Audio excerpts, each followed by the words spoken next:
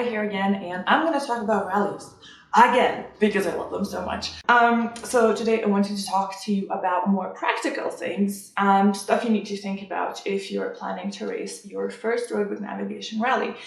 I'm no expert, I'm just a fan, but I am a huge fan. I love those things. I love those events, I love the people, I love the riding, I love the racing, even though I'm not much of a competition to anybody, but that's not the point.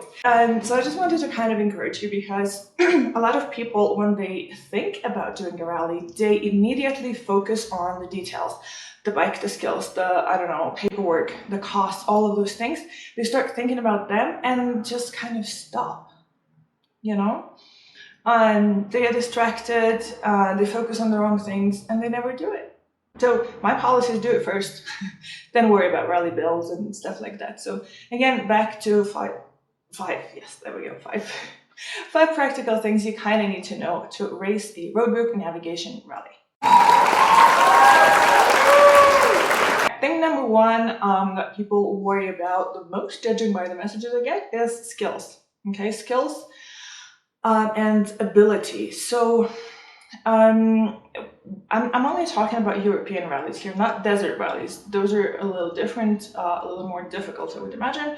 I'm just talking about European rallies where the terrain is pretty much, if you've done Trans-America Trail or any of the BDRs or the Trans-Euro Trail or anything like that, then yeah, you can totally do a rally. Okay, because when it comes to terrain, it's not Romaniacs, it's not hard enduro.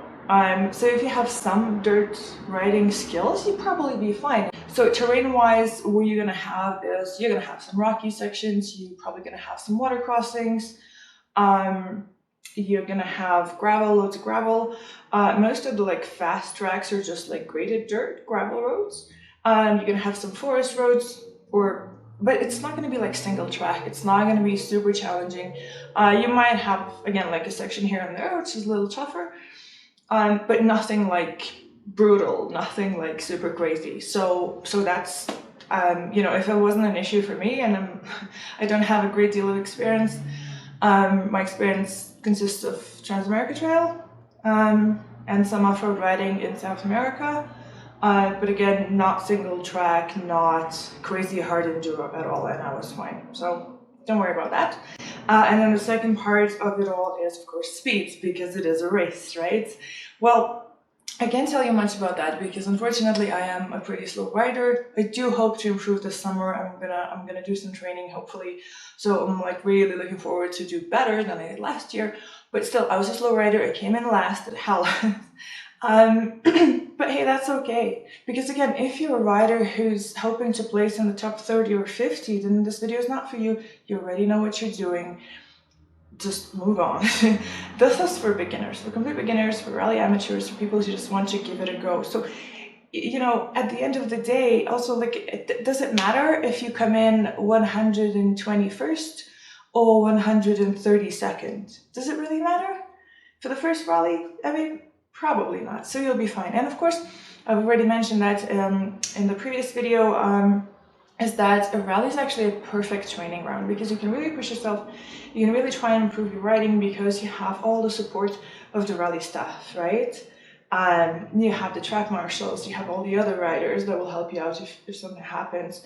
You have, like, you know, medical staff if it comes to that. So it's a very safe and controlled environment in a way. To just give it your best. It's actually a great opportunity to improve your riding. So a lot of people are worried about the riding part, but actually it's not the hardest part. The hardest part is probably the endurance and the mental part, but I will talk about that in another video. Number two is motorcycle. Again, this is something that people tend to overthink. Do I need a rally bike? Do I need a Lindum Husky bike? Do I need a brand new bike? Do I need XYZ bike? No, the answer is no, you do not. Go on a bike that you currently have and love, because that will make life a lot easier, okay? In terms of size, so a lot of these rallies, definitely Hellas Rally, I believe Hispania Rally as well, they have an adventure class, adventure raid, adventure, whatever it's called, where you can even enter on your GS 1200 if you so wish. Wouldn't recommend it, but if that's what you love, then definitely do it. Typically, those big bike classes, adventure rather, Adventure classes are, you only do like 70% of the rally route, and it's typically with a GPS, not Roadbook. So that's actually a great way to just test the waters, just try it out and see if you like it. So if you own, you know, a GS, an Africa Twin, whatever, you can just go for the adventure class, have fun, see if you like it. If you have something like a dual sport or a dirt bike, then yeah, you can enter whichever amateur class you want. I did Hellas on my Suzuki DR650 named Lucy. I love that bike very much, but it is not a rally bike, okay? And it's not just about the rally bike, it's also about the fact that it's 7 days or 6 days or 5 days of racing. It's not just one day, not two, it's not a weekend ride, it's you know, it's a lot of riding. So you want the smallest, lightest bike, okay? If you already own a DR650, go on a DR650, you'll be fine. I was, right? That bike just needed a better rider, that's all. The bike was okay. And it's actually pretty cool because it was kind of indestructible, so I didn't really need much maintenance. If you have something like a Husky 701 or a KTM 690, that's actually kind of perfect. And if you want a dirt bike, that's probably the best, because again, 5 or even 7 days of riding, of racing, you're gonna get tired. By day 3, you're gonna start feeling the fatigue, and it's just gonna build up and up and up. So the lighter your bike, the better. It's just physics, right? So for example, for again, Hellas or Hispania, I would say get a 450, 350, like that would just be perfect.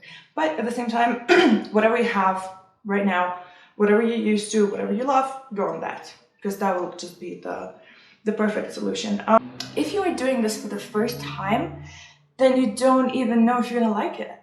You know, you might enter a rally, finish a rally, and then go like, nah, I don't know. I'd rather stick to trail riding or traveling, which is totally fine. And then, you know, if you've bought this brand new rally bike, it kind of doesn't make sense. So give it a go first, and then if you love it, which you probably will, and then you'll become an addict, and it's gonna become a black hole for money, and that's all you'll ever think about. So if that happens, then you can start worrying about rally builds, rally bikes, all the farkles, all the mods, the suspension upgrades, whatever it is you want to do. You can start thinking about that and doing that after you've actually done a rally. But try it first. Then decide if you want to invest so much money and time and energy into it, which again, you probably will, and it's going to consume your life. And anyway, so do a rally first. Have tons of fun, have an amazing experience, enjoy yourself, most, you know, first and foremost.